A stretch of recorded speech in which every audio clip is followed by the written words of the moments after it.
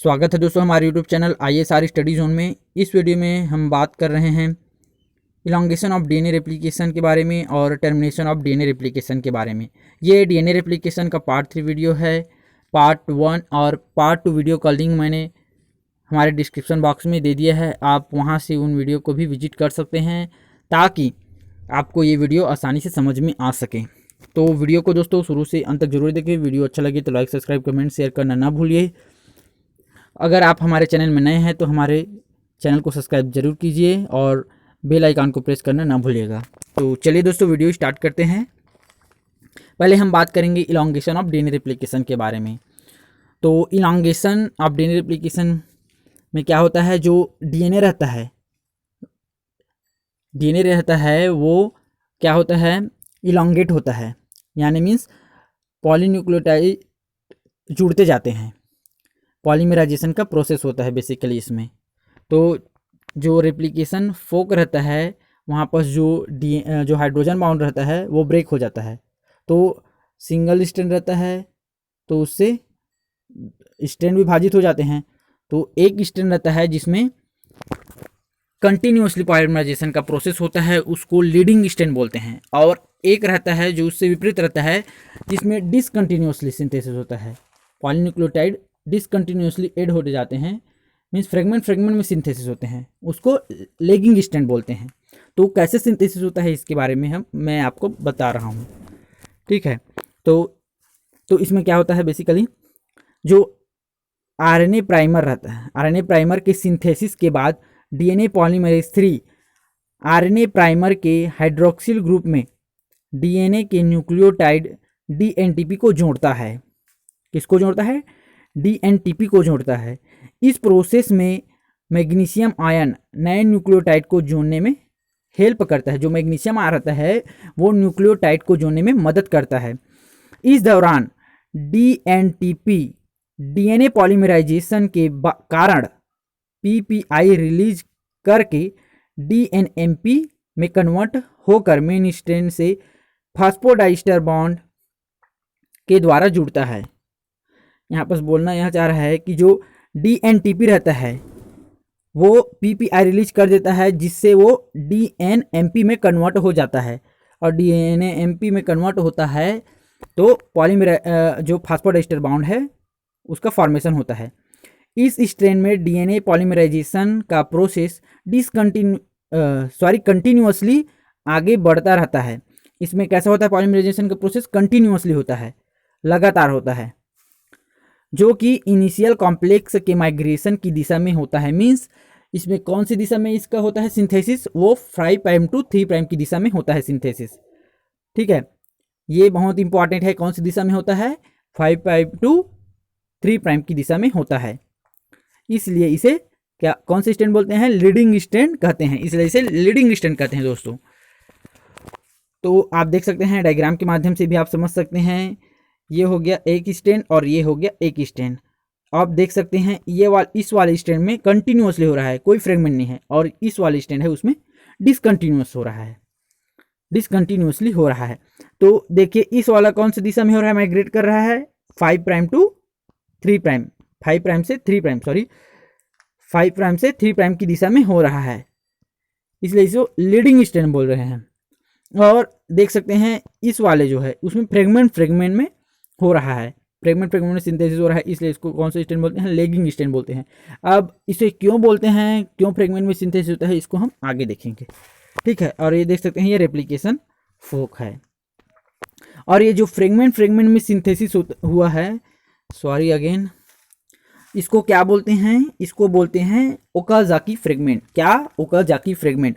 और एक बात और ध्यान रखिएगा, जो ओकाजाकी फ्रेगमेंट है वो कौन सी स्ट्रैंड में फॉर्मेशन होता है, ओकाजाकी फ्रेगमेंट का फॉर्मेशन वो होता है लेगिंग स्ट्रैंड में। कौन सी स्ट्रैंड में? लेगिंग स्ट्रैंड में दोस्तों, ठीक है। तो आइए अब और लेगिंग स्ट्रैंड कैसे सिंथेसिस होता है उसके बारे में हम जानते हैं। तो लेगिंग स्ट्रैंड में डीएनए पॉलीमराइजेशन कंटिन्यूअसली न होकर छोटे छोटे खंडों में होता है, क्योंकि दोनों स्ट्रैंड की दिशा एक दूसरे के विपरीत होती है। कैसी होती है? एक दूसरे के विपरीत होती है। अतः रेप्लिकेशन फोक के पास जितना डीएनए ओपन हुआ रहता है वहां तक ही डीएनए सिंथेसिस होता है। ठीक है, फिर लीडिंग स्ट्रैंड के आगे सतत रूप से बढ़ते रहने के कारण लूप के रूप में लीडिंग स्ट्रैंड का आगे का सिरा ओपन होता है, वह पुनः नया प्राइमर सिंथेसिस होता है तथा प्राइमर के फिर डीएनए स्ट्रैंड का फॉर्मेशन होता है। प्राइमर के फिर डीएनए स्ट्रैंड का फॉर्मेशन होता है।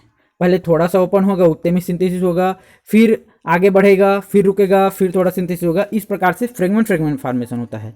इस प्रकार पहले से लेकर अंतिम तक डीएनए के न्यू स्ट्रैंड खंड खंड में सिंथेसिस होते हैं। कैसे होते हैं? खंड खंड में सिंथेसिस होते हैं। वह छोटे छोटे खंड ही ओकाजाकी फ्रेगमेंट कहलाते हैं। बोला था मैंने, खंड खंड में होता है, वो ओकाजाकी फ्रेगमेंट कहलाते हैं। तो ये था खंड खंड में, यानी मीन्स कैसे होता है लेगिंग स्ट्रैंड, कैसे सिंथेसिस होता है, ये उसके बारे में था।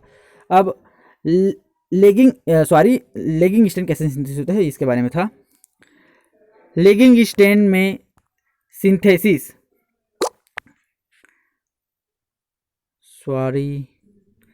लेगिंग स्ट्रैंड में सिंथेसिस आरएनए प्राइमर को आरएनएज एंजाइम द्वारा डाइजेस्ट कर दिया जाता है। एक बार और देखते हैं क्या है। लेगिंग स्ट्रैंड में सिंथेसिस आरएनए प्राइमर को आरएनएज एंजाइम द्वारा डाइजेस्ट कर दिया जाता है।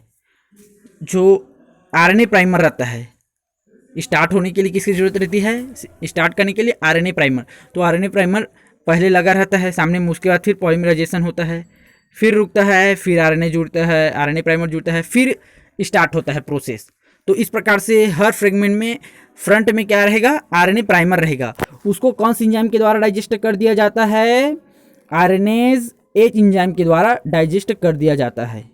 ठीक है, इस प्रकार लेगिंग स्ट्रैंड में बने स्ट्रैंड के बीच में गैप बन जाता है। ठीक है, क्या बोल रहा है? जो आरएनए प्राइमर है वो डाइजेस्ट हो गया। अब डाइजेस्ट हो गया तो गैप बन गया, गैप क्रिएट हो गया। ठीक है, गैप क्रिएट हो जाता है, बन जाता है, जिसे डीएनए पॉलीमरेज फर्स्ट, इसको भी याद रखिए दोस्तों, कौन सा enzyme? DNA polymerase first 5 prime से 3 प्राइम की दिशा में डीएनए पॉलीमराइजेशन के द्वारा फिल कर देते हैं।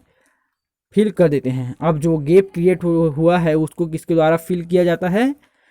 डीएनए पॉलीमरेज फर्स्ट के द्वारा उसको फिल किया जाता है। इसको भी ध्यान रखिएगा। पर यह समीप के डीएनए स्ट्रैंड में उपस्थित हाइड्रोक्सिल ग्रुप और फॉस्फेट को जोड़ने में असमर्थ होता है।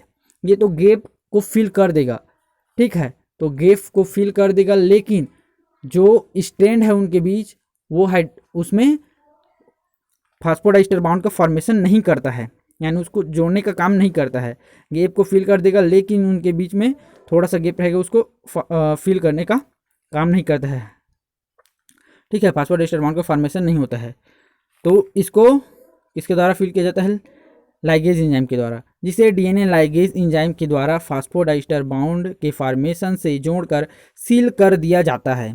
ठीक है, सील कर दिया जाता है। इस प्रकार डीएनए पूर्णतः सिंथेसिस हो जाता है। तो ये था पूरा कैसे लीडिंग स्ट्रैंड सिंथेसिस होता है, लेगिंग स्ट्रैंड सिंथेसिस होता है, और कैसे ओवरऑल होके एक स्ट्रैंड का पूरा फॉर्मेशन होता है कंटिन्यूस। ठीक, तो ये है डायग्राम उसका कैसे होता है। ठीक है, ये देख सकते हैं, इतना पहले सिंथेसिस होता है। ठीक है, फिर आगे बढ़ता है, फिर ओपन होगा, ये ऐसे हो जाएगा, घूम जाएगा। तो देख सकते हैं ये वाला भी कैसे हो रहा है सिंथेसिस, 5 प्राइम से 3 प्राइम की दिशा में हो रहा है, और ये वाला भी 5 प्राइम से 3 प्राइम की दिशा में हो रहा है। और इनका डायरेक्शन कौन सा है? 5 प्राइम से 3 प्राइम की दिशा में माइग्रेट कर रहे हैं। जिसमें कंटिन्यूसली हो रहा है उसको बोलते हैं लीडिंग स्ट्रैंड, और इसमें डिसकंटिन्यूसली हो रहा है उसको लेगिंग स्ट्रैंड। अब बात करते हैं टर्मिनेशन ऑफ डीएनए रेप्लिकेशन के बारे में। ठीक है, तो इस वाले प्रोसेस में बेसिकली क्या होता है, जो वो टर्मिनेट हो जाता है, जो रेप्लिकेशन का प्रोसेस है वो टर्मिनेट हो जाता है, रुक जाता है।